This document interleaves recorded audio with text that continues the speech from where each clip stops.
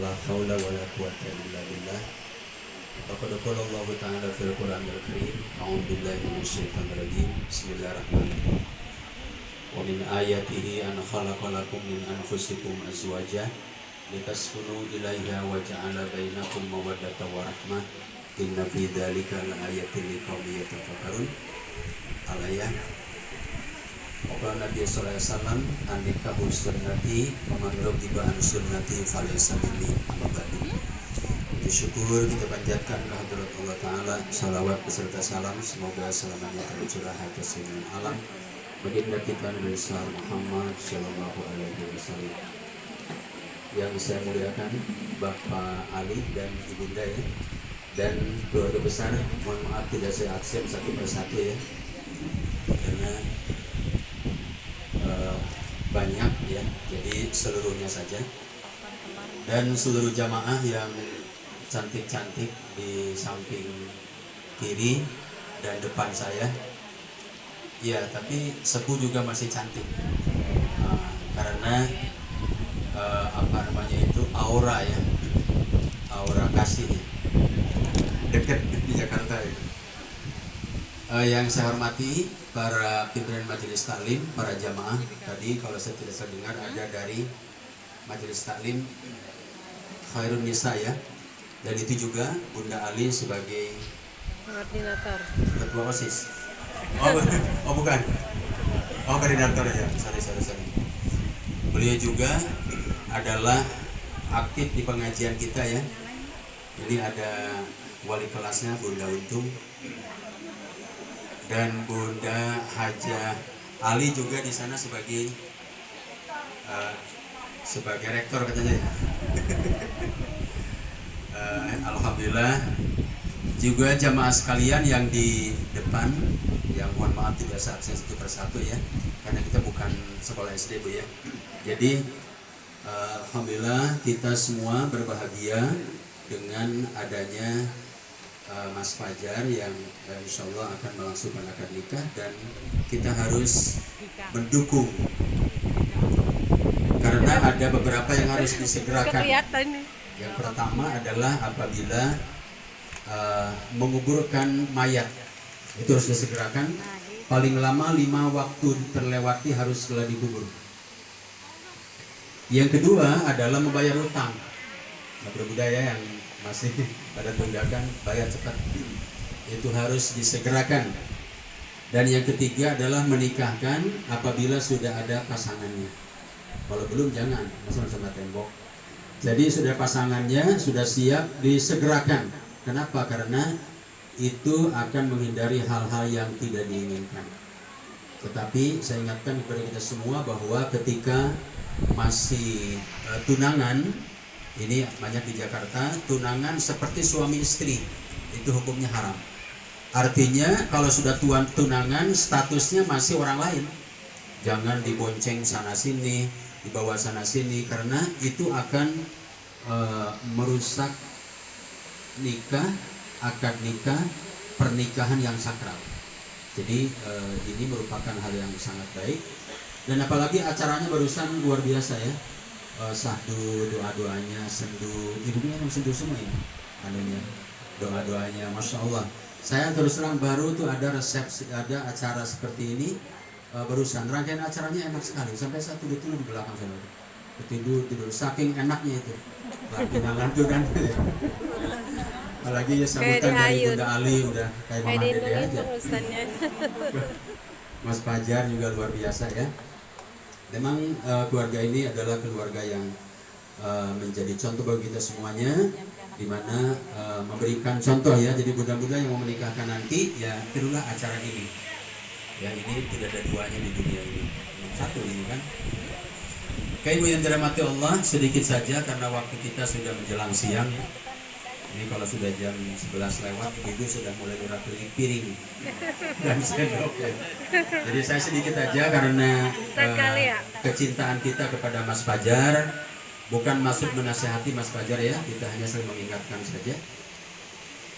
Yang pertama adalah nikah itu ibadah dan sakral.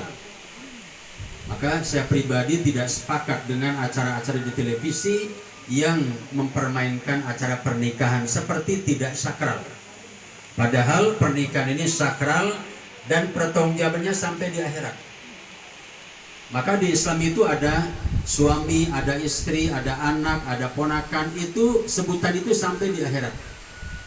Maka di dalam surat An-Nazi'at itu dijelaskan bahwa pada hari itu mereka akan lari dari anak dan saudaranya dan orang tuanya. Itu berarti kan dari sini nih akan tembus ke akhirat nanti. Siapa anaknya, siapa orang tuanya, siapa ibunya, dan seterusnya. Nah yang kedua, niatkan bahwa nikah itu adalah ibadah. Jadi kalau niatnya ibadah, Bapak dalam melaksanakan ibadah haji, walaupun capek, susah, kemudian kadang lapar dan susah payah, tapi tetap saja. Kenapa? Karena niatnya adalah ibadah. Jadi jangan sampai nikah sekarang 2-3 minggu kemudian udah cerai. Karena jangan begitu ya. Jadi dia sepertinya tidak fight, tidak struggle. Padahal nikah ini adalah otomatis. Kalau kita kasih bocoran Mas Fajar, pernikahan itu sebenarnya berat. Ibu ya, kita aja berat seperti mengarungi lautan. Tapi jangan kenceng-kenceng, nanti Mas Fajarnya mundur. Pokoknya nikah mah enak ya Mas Fajar ya. Tapi sebenarnya begitu Bu, luar biasa, penuh onak dan duri. Kadang kita nangis, kadang berantem, kadang itu piring sampai kemana terbang, kadang kipas hancur, kadang HP rusak, betul ya. Kadang-kadang motor terbalik, kadang macam-macam. Tapi karena ibadah semuanya kita dijalankan dengan baik. Oke. Ya seni rupa. Oke Ibu yang dirahmati Allah, tapi yang penting dari semua persiapan yang ada, saya kira di sini persiapannya sudah matang ya, dari kue-kuenya, makanan juga kayaknya enak-enak. Kita siap-siap aja Bu ya. Nambah nanti. Itu baju untung tuh. Nah, karena kita makannya enak-enak ini memang disiapkan dengan baik, tapi ada hal yang lebih urgen dari persiapan itu adalah ilmu nikah. Nah, kita banyak persiapan ABC, tapi ilmunya nggak dipersiapkan, khawatirnya tumbang. Bapak bukan petinju, naik aja ke ring, lalu pasang sabuknya juga salah, pukulan apakatnya juga salah, pukulan ini juga salah, Bapak akan tumbang. Maka yang tidak penting adalah ilmu nikah itu. Ilmu nikah banyak, saya akan mengungkap ayat Al-Quran saja, misalnya dalam surat 4 ayat 34.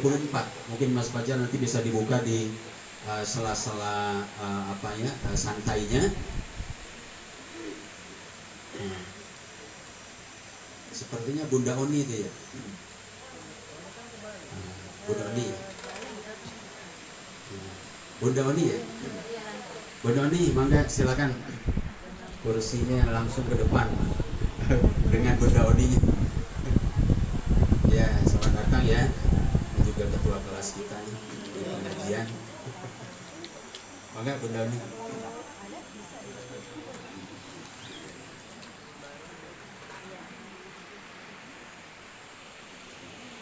Oke, Bunda Oni lanjut kita ya. Dalam Al-Quran ada dua, dalam surat 3, surat 4 ayat 34 sampai 35 dan 36. Ada dua kewajiban suami dan dua kewajiban istri. Di hadisnya banyak. Di Qur'annya cuma dua. A'udzubillahi minasyaitonirrajim. Bismillahirrahmanirrahim.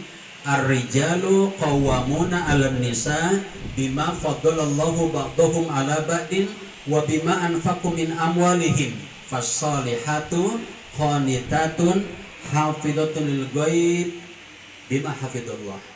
Artinya laki-laki adalah merupakan pemimpin bagi istri. Jadi suami pemimpin, istrinya adalah yang dipimpin, tapi bukan pembantu ya. Jadi istri itu bukan pembantu Pak. Istri itu kalau di kerajaan ialah ratu.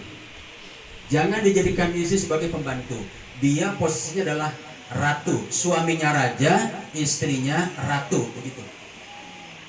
Jadi tugas nyuci sebenarnya bukan oleh istri, tugas masak sebenarnya bukan, tapi ibu yang baik hati rela untuk mengerjakan pekerjaan yang double, kadang jadi ratu juga, kadang jadi pembantu juga. Nah, gak apa-apa, itu urusannya nanti Allah yang akan ngasih pahala ibu ya. Ibu sebenarnya mendapatkan pahala yang sangat banyak. Nah, jadi pemimpin adalah tugasnya otomatis membina, membimbing, menasihati, melindungi